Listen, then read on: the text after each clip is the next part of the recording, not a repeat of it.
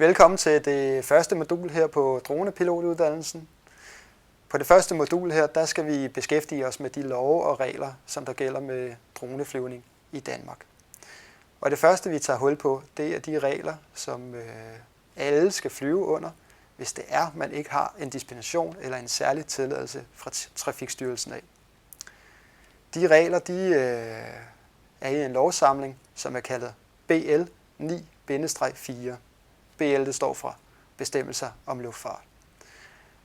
Lige nede under videoen her, der finder du lovgivningen i en pdf-fil.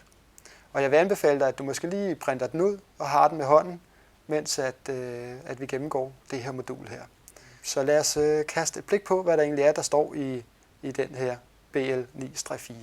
For det første, så må flyvningen ikke udsætte andres liv og ejendom for fare. Det er jo naturligvis, at vores flyvning, den skal jo ikke kompromittere tredjemands sikkerhed eller kunne beskadige tredjemands ejendom. Så det er sådan en overordnet regel, som går igennem på alt, hvad vi laver. At vi må ikke udsende andres liv og ejendom for fare. Når vi flyver, så skal vi holde en afstand til lufthavn på 5 km. Og det er målt op fra banerne, der hvor flyene de letter og lander fra. Så det vil sige, at vi skal sørge for at holde minimum 5 km afstand til en normal lufthavn. Er det en militær lufthavn derimod, jamen så skal vi holde 8 km afstand til banerne. Næste punkt, det er, at vi må ikke flyve i et tættere bebygget område eller nær en tættere trafikeret offentlig vej. Her skal vi holde en afstand på 150 meter.